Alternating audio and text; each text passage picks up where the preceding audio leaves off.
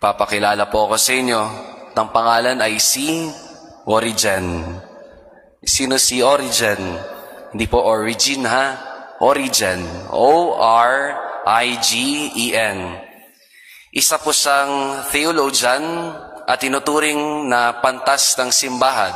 One of the church's fathers. Isa sa mga tinuturing na fathers of the church, nagbigay kontribusyon sa ating pag-unawa, sa ating pangunawa rin sa pananampalataya kay Hesus Kristo at sa ating belief in our religion, Catholicism.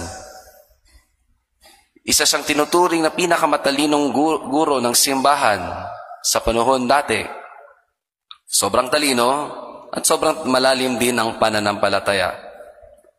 Pero may isa siyang controversial na idea, a controversial thought. At ano yun? Sabi niya, sa sobrang awa ng Diyos, walang tao ang pwedeng makapunta sa impyerno. Baka lahat maliligtas. In God's mercy, I'm sure there are no souls in hell. Everyone can be saved by God. Magandang pakinggan, magandang hangarin, pero ang ating pananampalataya, our belief also teaches us that yes, God is merciful, but God is also a just God. Doon nagkamali si Origen. That's why it is a reason for him not to be canonized as saint.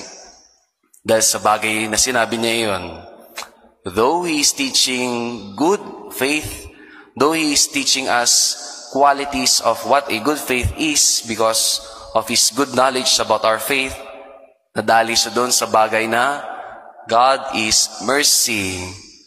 Kahit gumawa ako ng kasalanan, diretso pa rin ako ng langit. May hangganan din ang awa ng Diyos, lalo na sa taong hindi bumabalik sa Kanya.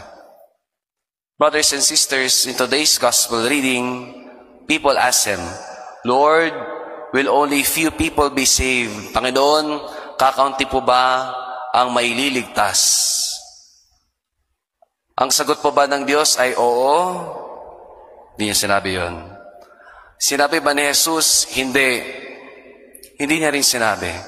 The Lord did not directly answer us with a yes or no answer. But the Lord said to us, strive to enter through the narrow gate.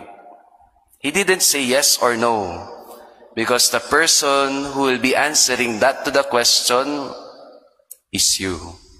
Panginoon, makakapasok po ba ako sa langit? Ikaw ang sasagot noon kung yes or no.